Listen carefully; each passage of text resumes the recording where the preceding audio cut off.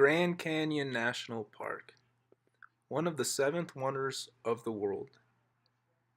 Five of North America's seven life zones and three of the continent's four desert types are represented here. The park provides habitat for more than 355 bird species, 89 mammalian species, and 56 reptile and amphibian species.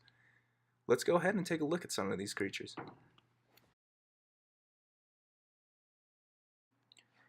Well, hey there, big fella. We spotted you too. The color of the desert bighorn sheep's coat makes it difficult to spot while hiking in or floating through the Grand Canyon, but if you look closely, they are here. These are stocky sheep that are similar in size to the mule deer. They are nimble-footed and inhabit terrain that is rocky and steep. Desert bighorn sheep are the largest native animal in the Grand Canyon and can weigh up to 250 pounds, according to the National Park Service. The canyon's landscape offers an ideal habitat for the animals, while climbing rocks and finding refuge when needed in the steep terrain and cliffs. The sheep live mostly below the rim, so canyon visitors who don't venture down the trails may never see one. Below the rim, the sheep are sometimes spotted in small herds.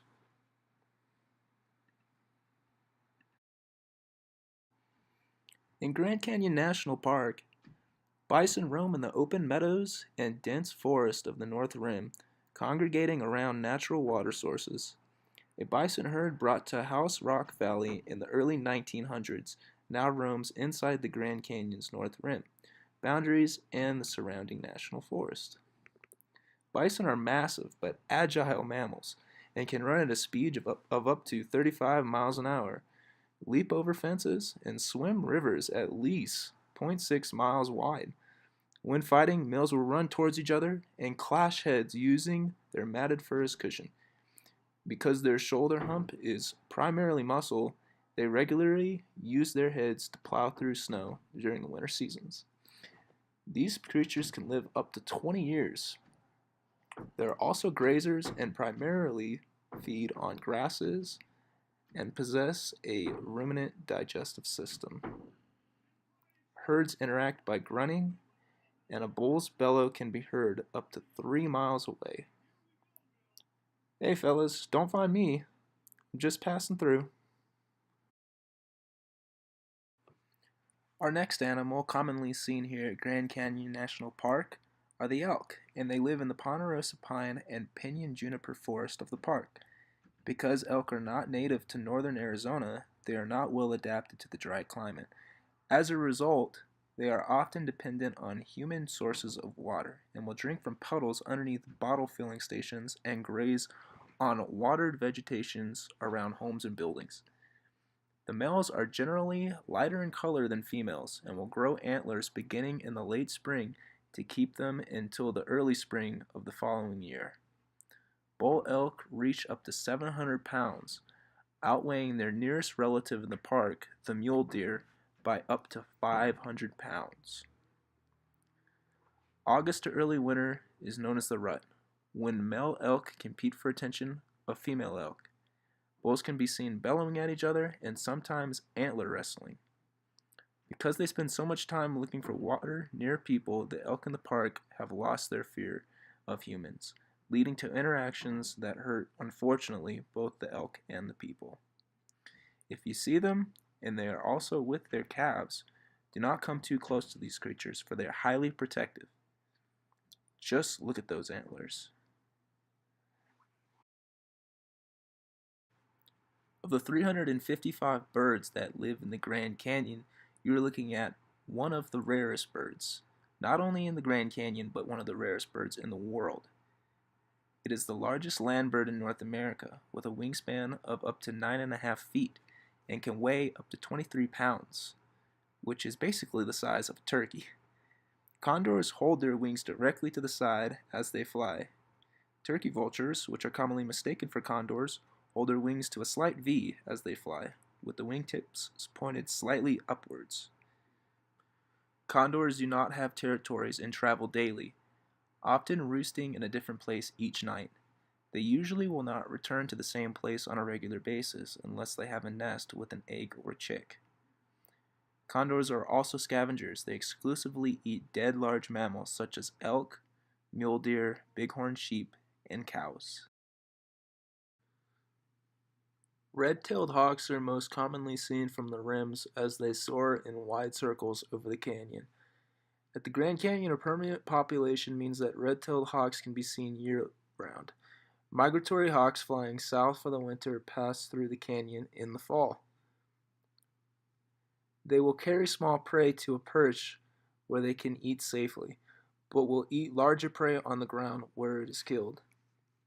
In the Grand Canyon, red-tailed hawks nest both in trees on the rims and on cliff ledges inside of the canyon.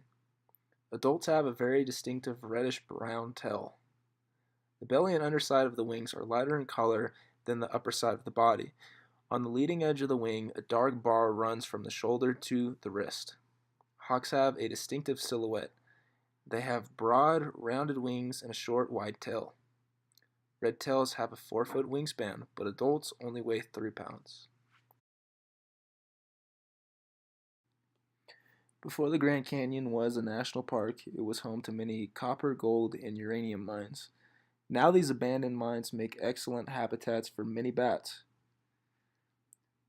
Bats are nocturnal, meaning that they emerge from their roost at sunset or during the night and spend the night searching for food. Most bat species have only one offspring, called a pup, per year. Bats can see as well as humans, but they also use echolocation to navigate and find food at night. Bats echolocate by emitting high-frequency calls and determine how far away an object is by how long it takes an echo of their call to return to them. Using echolocation, bats can also determine the size, texture, and speed of an insect. The bat species you are most likely to see is the canyon bat. Once known as the western pipistrelle, this species is usually the first bat to see in the evening.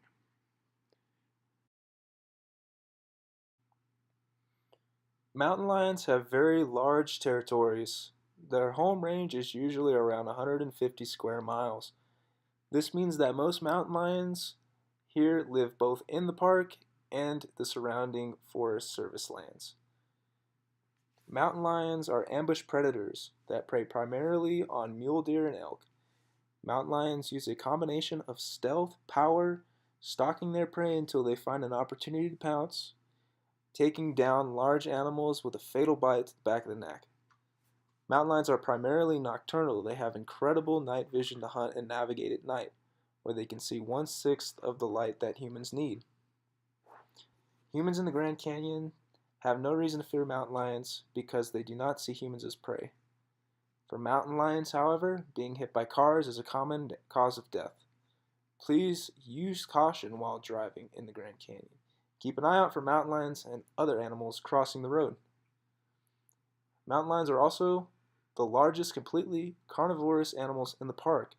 At the shoulders, an adult mountain lion stands about 2 to 3 feet tall and 6 to 7.5 feet long from the tip of the nose to the end of the tail.